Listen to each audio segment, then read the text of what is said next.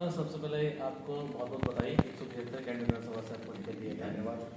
और कैसा लग रहा है? इसके पहले भी आप काफ़ी समय से काम कर रहे हैं, इस क्षेत्र में काम कर रहे हैं और जनता के बीच जा रहे हैं। काफ़ी समय से, कोरोना के समय भी आपने बहुत अच्छा काम किया हुआ है।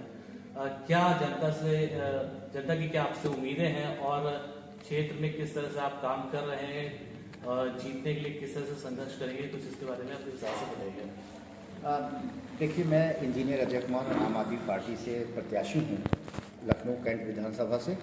और जहाँ तक जनता के बीच में काम करने की बात है, तो मैं पिछले 1.5 सालों से काम कर रहा हूँ। उनके सुख दुख में उनके साथ खड़ा रहता हूँ, उनके से मिलता रहता हूँ और जनता का बहुत प्यार हमको मिल रहा है। और जनता की ही वजह से मैं लड़ भी रहा हूँ।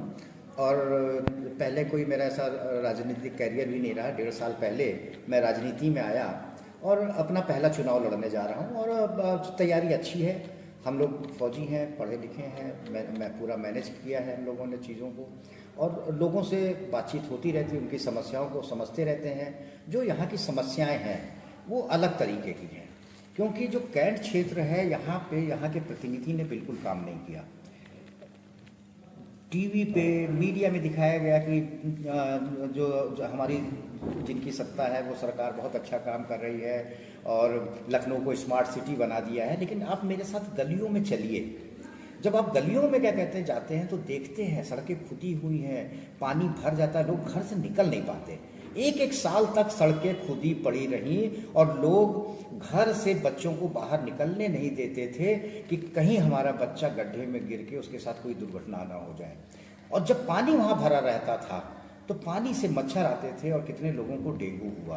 बीच में एक समस्या और आई कि पीने का पानी और सीवर का पानी का दोनों मिल गए और बहुत लोग बीमार हो गए। तो ये जो समस्याएं हैं ये बहुत बड़ी समस्याएं हैं। अगर आप चले जाएंगे पार्क में तो कूड़े के ढेर लगे हुए हैं। वो मैंने बहुत सारे उनके वीडियोस बनवाए, उनकी न्यूज़ बनवाई और हमने मीडिया पे चलाया। उसके बावजूद कान के ऊपर इनके जू नहीं रहेंगी। और इसी तरह से यहाँ पे बड़ी समस्या है, बाज़ारों में महिलाओं के लिए कोई टॉयलेट नहीं है, जबकि पोर्टेबल टॉयलेट रखे जा सकते थे। मेरी समझ नहीं आता हमारे जनप्रतिनिधि इन सब छोटी छोटी बातों पे सोचती क्यों नहीं है।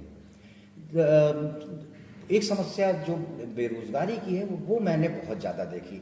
कई परिवार ऐसे हैं जिनके यहाँ कोई काम करने वाला नहीं है। कभी कभी उनको काम मिल जाता है, मजदूरी मिल जाती है, या घर की महिला किसी घर में झाड़ू पोछा करके काम चला रही है। ये बहुत बड़ी समस्या है कि परिवार में कोई एक आदमी भी कमाने वाला नहीं है।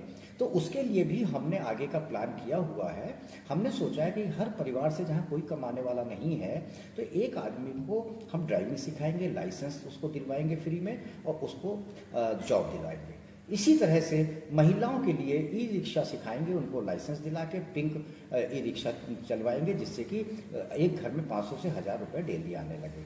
और परिवार की जो महिलाएं हैं, हमने सोचा हुआ है कि छोटे छोटे से समूह बना के कहीं पे हम पापड़ उनको बनाने की बात करेंगे, कहीं बढ़िया बनाने की बात करेंगे, कहीं हम कहेंगे चिप्स बनाइए, मसाले पीसिए। उसके लिए हमारा एक पूरा सिस्टम तैयार है जो कि उसकी मार्केटिंग करेगा। क्योंकि जब हम लोग रोज़गार देने की बात करेंगे, नो प्रॉफिट नो लॉस पे बात करेंगे, तो हमारी जो जनता है वो उसको खरीदेगी जरूर। और जब खरीदेगी तो उसी से हमारे लोगों को रोज़गार मिल जाएगा।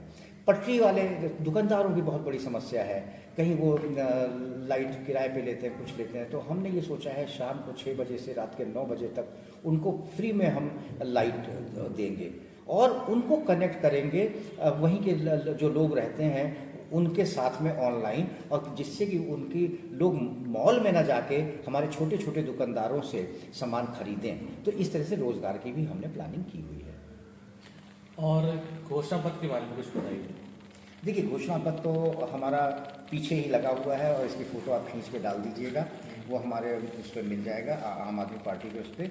क्योंकि हम लोगों का जो सबसे बड़ा जो सोच है 2 चीज़ों पे है, एक शिक्षा, एक स्वास्थ्य। शिक्षा पे जितना भी हमारे पूरे प्रदेश का बजट होगा 25% पैसा हम लोग शिक्षा पे खर्च करने जा रहे हैं। क्योंकि जो 25% पैसा जब हम शिक्षा पे खर्च करेंगे, जो हमारी पौध है, जो हमारे छोटे बच्चे हैं, जब उनकी फुटिंग स्ट्रांग होगी, वो पढ़ लिख के निकलेंगे तो हमारे देश का अपने आप विकास होगा। और दूसरी समस्या ये आती है कि हम जब बीमार होते हैं, किसी के पास थोड़ी सी ज़मीन है, किसी का छोटा खेत है, और जब बीमार होता है सब कुछ बिक जाता है, आदमी सड़क पे आ जाता है। और ये जो समस्या है, इस सरकार की समस्या होनी चाहिए जैसा कि विदेशों में है। तो आम आदमी पार्टी जो है वो स्वास्थ्य पे ध्यान देती है, मोहल्ले क्लिनिक बनाती है, और वहाँ पे किसी को कोई परेशानी होती है, बीमार होता है, तो पूरा खर्चा सरकार उठाती है।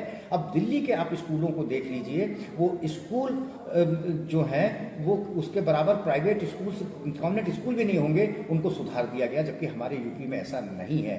तो शिक्षा और स्वास्थ्य, इस पे हमारा पूरा जोर रहेगा, क्योंकि यहीं से हमारे नागरिक मजबूत होते हैं। कैंट की सीट एक बहुत महत्वपूर्ण सीट है और पूरी सरकार उस पर लगी हुई है। किस तरह से जनता आपको वोट करे, इस तरह से कैसे आप उसको काम करेंगे? देखिए, मैं फौज से आया हूँ, और लोग ये मान के चलते हैं कि जो फौजी होता है वो ईमानदार होता है। 80% लोग तो ईमानदार होते हैं, और उनके बीच में मैं जाता हूँ, उनसे मिलता हूँ, उनके बीच बैठ के चाय पीता हूँ, तो जब उनको ये लगता है ये अपने बीच का आदमी है, एक आम आदमी है, तो वो हमें वोट देंगे। मैं गया हूँ, बहुत जगह गया, लोगों की समस्याएं हुई, किसी के घर में कोई शहीद हो गया, लेकिन यहाँ के जो जनप्रतिनिधि हैं उनके घर तक नहीं पहुँचे। जबकि मैंने कभी ना इलेक्शन लड़ा, ना मैं कुछ किया, मैं उनके यहाँ तक पहुँचा हूँ, तो उनकी समस्याओं के साथ रहता हूँ, और आगे भी समस्याओं के जो भी उनकी होंगी मैं उसमें साथ में रहूँगा। तो उनको ये पूरा विश्वास है, जब ये उनका ये पूर्ण विश्वास है तो वो हमें जिताएंगे जरूर। गणतंत्र दिवस भी आ रहा है, जनता को क्या शुभकामनाएं देंगे और क्या उनसे अपील करेंगे? देखिए, गणतंत्र दिवस तो हम लोगों का राष्ट्रीय पर्व है, और राष्ट्रीय पर्व हम लोगों को धूमधाम से मनाना चाहिए। और फौजी तो वैसे ही बहुत धूमधाम से, हम लोग हमेशा राष्ट्रीय पर्व मनाते थे, हमारे फौज में बड़ा खाना होता था।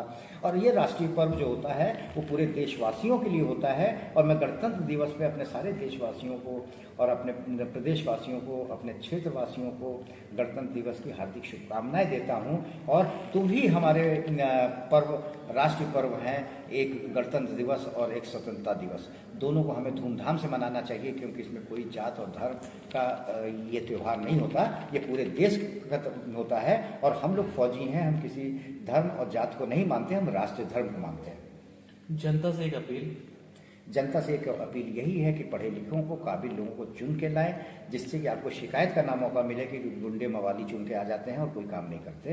तो आप पढ़े लिखे लोगों को ही चुन के लाइए, जो प्रतिनिधि अच्छा हो उसी को सिंबल और पार्टी से ऊपर रख के आप वोट दीजिए। एक बदलाव जरूर आएगा देश में, और एक वो बदलाव जात पात धर्म से ऊपर होगा, और हर आदमी की शिक्षा, स्वास्थ्य और उनकी तरक्की होगी, ये मेरा विश्वास है। जी साहब, जनता ने उससे बात करने के लिए बहुत बहुत धन्यवाद।